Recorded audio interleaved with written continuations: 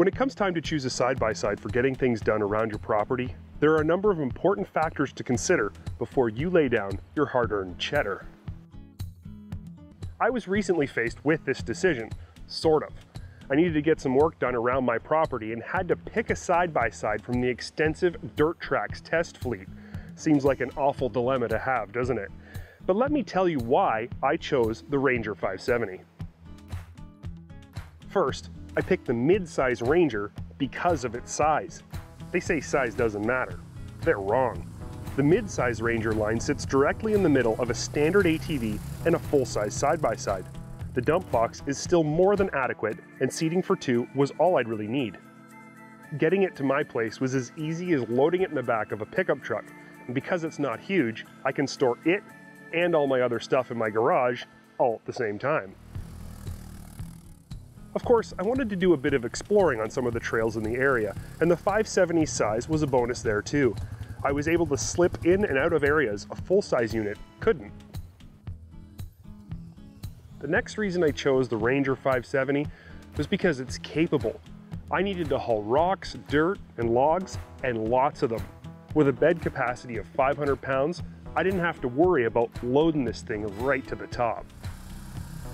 Its 570cc ProStar mill produces 44 horsepower and buckets of low-end grunt, so even a full load of rocks couldn't slow it down one bit.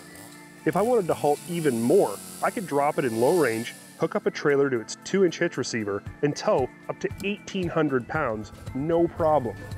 The third reason I felt the Ranger 570 was perfectly suited to my needs is its versatility. Yes, this vehicle is great at hauling stuff, but small features like the unlocking rear diff make it great for small tasks around your yard as well. You can haul topsoil or move lawn furniture anywhere you want without worrying about it ripping up your grass. Furthermore, with Polaris's legendary on-demand 4x4 system, 10 inches of suspension travel, and 10 inches of ground clearance, I can take the Ranger into uncharted territories without fear of it getting stuck or hung up. So the boundaries of my outback exploration are almost non-existent.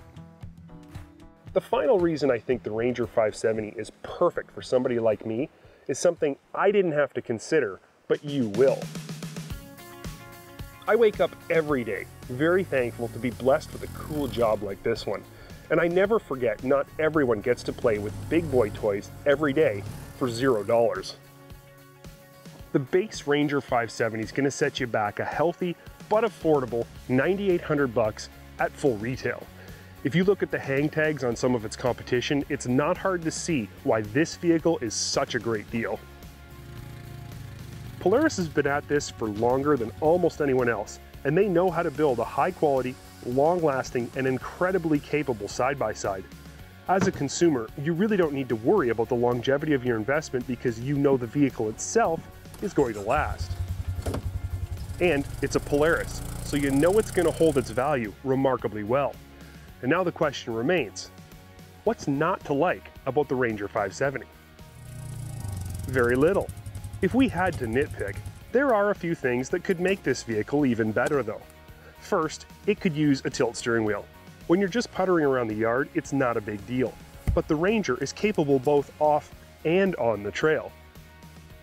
And when you want to go for a rip to just blow off some steam, having the ability to adjust the wheel to a more comfortable position would be a huge bonus.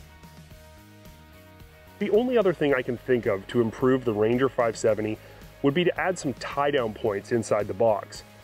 You can choose from a long list of Polaris lock and ride accessories that mount directly to the box, but when it comes to actually tying your cargo down, there's no options in the stock configuration.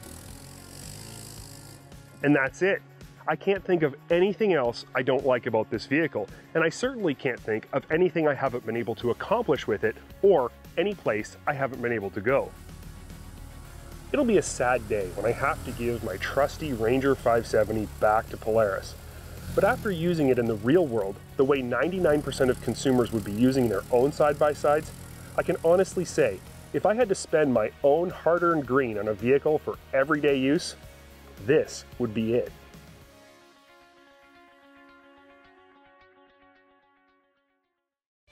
If you enjoyed this video, post a comment and let us know what you think. Then click this link to subscribe and that link for more great videos from DirtTrax TV.